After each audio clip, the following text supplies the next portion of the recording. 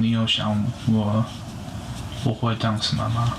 我并没有特别想说你要成为一个什么样子的人，我只是想说你呢能够照你喜欢的去做，然后呢做得非常的成功，因为在这里你有很多的机会。我不会像很传统的那些中国的父母说你以后长大要做医生、做律师或是做工程师。那我当然我也是希望是说呢，你去学，看你希望你能够去有什么兴趣，你去做。那么在这个方面呢，你能够有自己特别的见解或是特别的 idea， 然后呢，你的那个 specialized 能够 support 你，让你的有一个很成功的自己个人的事业。8.3 miles. Take ramp. On right to California 91 East. If somebody is watching this, hi. I'm just trying to do something which I love to do, which is to tell stories. I don't know what you're expecting coming into this film, but neither was I when I started down this journey. But let's not get confused of what this story is going to be about.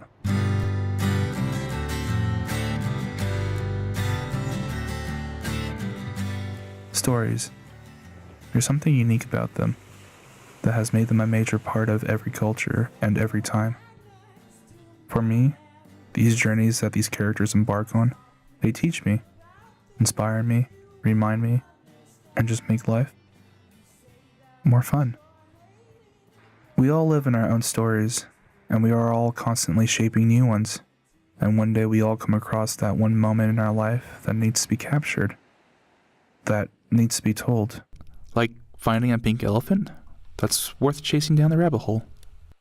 When I first came into the program, I heard about the capstones, these beautiful student films that crown one's experience at school.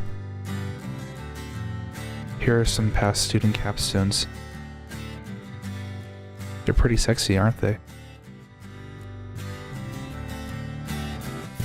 Set your back next to mine and we'll sit and talk softly about things. It somehow called to me. Maybe I thought it would provide future security. Maybe I thought it would be cool. But deep down, I also felt that completing this project would acknowledge my existence. The problem was that I needed a story to tell. Friends are hard for me to come by. Like, I don't know how these people got into my house, but after a night of fun and games, no lasting friendships were ever made. The movie? Yeah. You. Kyle. It's their fault the movie sucked. But I was lucky enough to find Kyle and Eric, these two odd hooligans that brought me into their world. You have to be 30 feet beyond where the fortunes are. Birthday sleeper is present. Shh, go on quietly. Don't ask me why. Kyle's fun and loud at times, but he's also kind-hearted.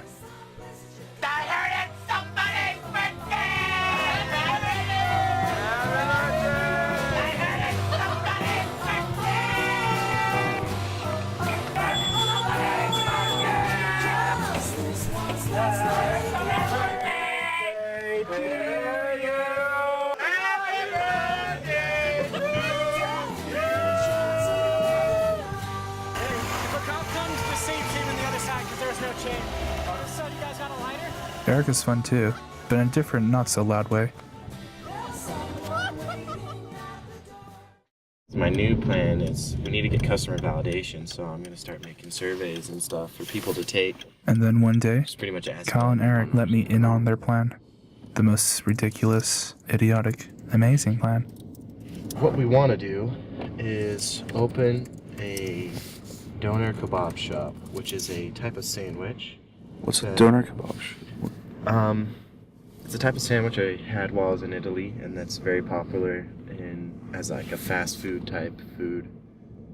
In many other parts of the world except for America, you can only really find them in big cities like Los Angeles and New York, and then very rarely, not that good, not as good as I remember. And we want to open one here because there's a lot of ex-missionaries who've served in other parts of the world, and people have gone on like done study abroad, so they've been to places and had these kebabs. So I know that other people like it. And now to open it, there's so many things we got to figure out. We need to figure out location, startup costs, equipment, financing. One day I was talking with my advisor about my capstone. At this point, I had no idea what it was going to be about. But one of the head honchos in the department caught wind of my interest in making a documentary capstone and demanded to know what my subject was going to be about. All I could think of and stammer out was, "Our friends are making a kebab shop." And with those few words, I found myself squeezing down the hole after this elephant.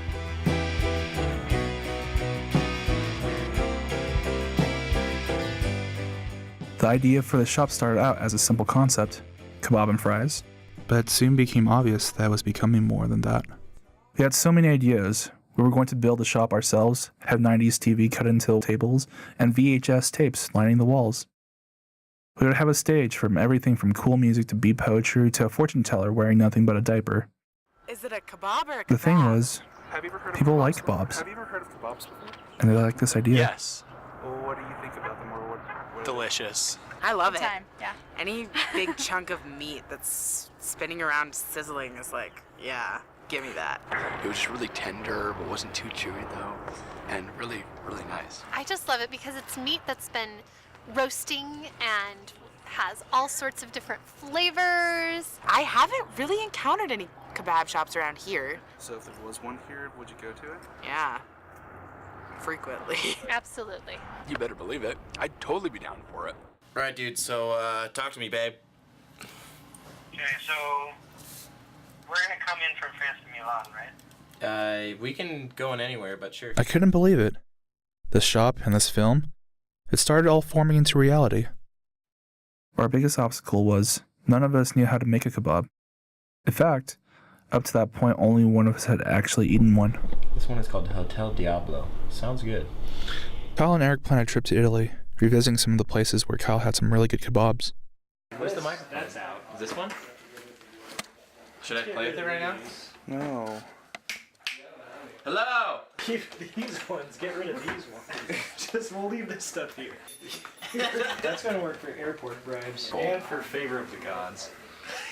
Jesus. Where's the brass knuckles? Oh wow. Shorts. That's good. He's got everything. So off we went, halfway around the world. And things just seemed to fall in place.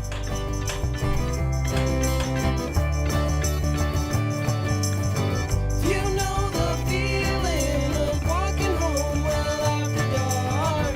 I think you've been there, or maybe this is just a farce. But I can't tell you 'cause I've never been inside before. But I've got a feeling that you're wanting something more. But you didn't know the aspect of like going there to learn about how to make kebabs? Well, I know he wants to do that a little bit, but I don't think that's why we're going. Is that what he says? I thought that's why you guys were going. Did he say that? Or you thought that? Mostly I'm going because I think I'm gonna die pretty soon. I figure I might as well see as much of things as I can before that. You know how you just get a feeling that you're gonna die pretty soon? I guess. I don't know. I've never had that feeling. Or all the times I thought I was gonna die, I just never died. Well, I mean, I guess it could be wrong, but most likely. You know the feeling of wiping spit off on your jeans. I think you've been there, or maybe it was in a dream. Before I went on this venture, I was interviewed by the faculty to determine whether or not this was a suitable project. And one of them asked, "What happens if they fail to build the shop?" I thought, there was no way this idea would fail. It was too epic to fail. In reality, I guess I just lost. You know, when you first think of an idea and you're just going with it, you're super fired up about it, and it just means everything to you. But I don't know, it kind of lost that flame. I guess if you don't do it right when it's born, then you kind of lose interest in it. Do you remember when, like, Kyle was like, when he first told me, he was like, how sad would you be if we're not going to make the Kabob? But I didn't realize that meant we're not making the Kabob. I'm the one who made him tell you. Oh, did he? Yeah. I was like, you never told Jonathan you're not really gonna do it. What did he say? He's like, I don't know. He knows, but then you didn't know. Like, I think in the back of my head I knew. I was just in denial. Yeah, probably. Well, it happened. The documentary failed. I mean, here are some nice pigeons. Remember what I said what this documentary wasn't going to be about? When I came back, the faculty expected me to have everything done. They wanted a documentary. And you stole a chicken from the king. But saying I had half a film would have been more than optimistic. I had nothing. And now you must die the death of 1,000 tyrants.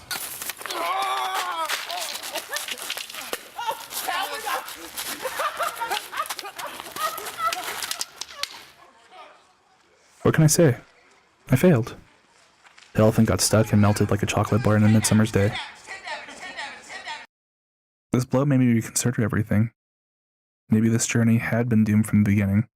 A story not meant to be told. What story was there left to tell? And if there was no story, then what does that make me? But for some reason, some of the faculty still believed in me. Maybe it's because I spent a whole bunch of money and traveled halfway around the world, but it made a difference. I guess someone still believed in me.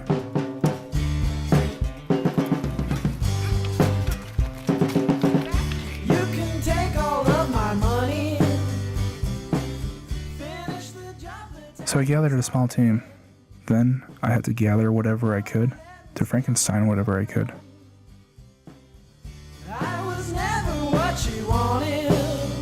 But please, please, please, please don't take my rock and roll dreams.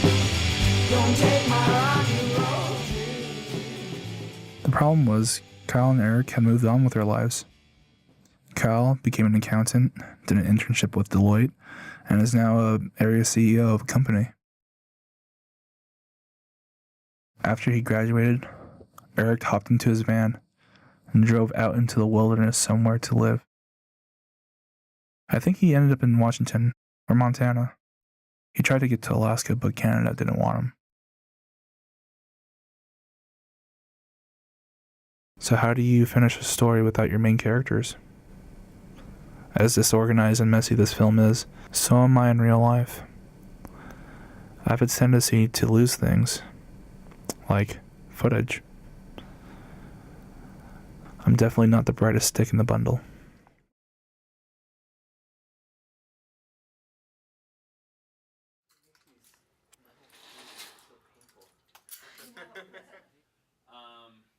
My team and I come together to these meetings with our faculty advisors and that head honcho.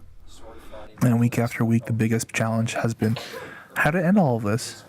And what have I, the narrator, gained? And have I grown? I came to the idea that the story was about growing up. Or maybe finding a new passion. Or trying to capture something before it was all gone. But in these endless drafts that I have written, something is still missing. The head honcho's note probably explains it best. You haven't come full circle. But what am I supposed to do? How am I, the character of this film, supposed to come full circle when I, the creator of this film, doesn't even know what a full circle is? But I can't simply say that things are all right and life's full of rainbows and ponies. I mean, I guess I could. But that's like saying I will turn into a wizard every Tuesday and Thursday. I always knew that this had something to do with growing up, this transitional phase of my life. This film's supposed to prepare me for the next phase, but is this film the slightest bit sexy? When I think about Eric as we talked that night, yeah, I can feel it now. The approaching of death. I look back at my friends and life and growing up and how it's pushed them to this point. One wanted to settle down and have a really lovely girl, and, well, I don't need to spell it out. And the other, his craziness himself, put him in isolation in a place where all the BS of society is taken away. Are these one of the paths I'm supposed to choose? Then again, there was a girl that Eric broke up with right before his crazy adventure, and Kyle's happy with his girl. So I thought the answer to the film and everything was, I need to find a woman. But girls are scary. I'm not opening that can of butterflies today. And the thing is, I feel alone again, having finally found something to hold on to. And on this trip from California to Utah, Kyle's supposed to come with me to keep me awake, to keep me alive. Well, Kyle's girlfriend's family invited him on a trip to Hawaii, and I let him go because I knew that this is where life was taking him.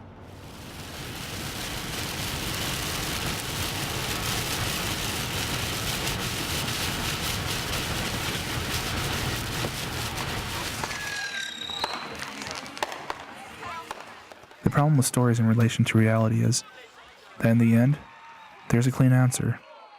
Things are wrapped up nicely, even if it's sad or empty. A conclusion can be drawn, a resolution of the third act. For example, I had a moped that I wanted to use to compare my life to these guys as they rode their motorcycles. But before I could film it, it was unceremoniously stolen from me. But through some strange and unforeseen events, I got to ride it one last time.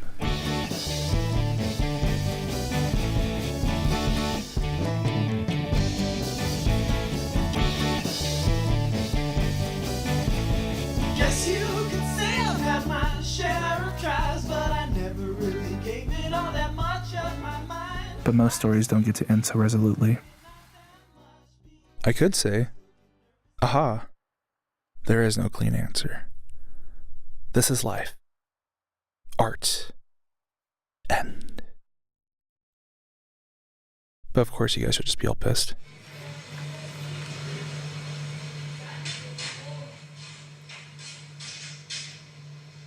You were kind of a mysterious shadow moving through the halls. I kind of found you a little bit voiceless in the process. I didn't know quite what to do with it.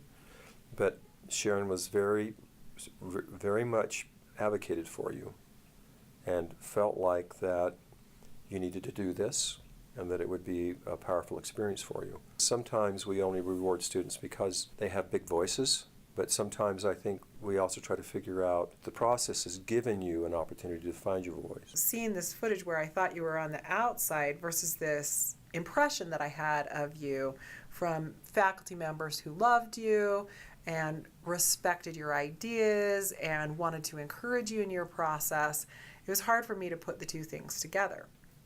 But as the film has, as we've seen more and more footage and as you've shaped that footage, I've come to see that there's a real reason that you were watching these people, and it was because you really cared about them. The thing is, what Amy said was true. Even though I've been part of this adventure, I still felt like I was on the outside latching on. But that may have just been me. Or the fact that Tom and Amy and the other faculty just wanted a finished product. And maybe I had it all wrong. Be cool. David, there's not enough chairs, Kyle. You want to sit right here? No, I'm good. I go with these. No, okay. I'll sit there. Okay. We tend to look through lens darkly, and I might have been looking at things all wrong. My existence may not have been so insignificant.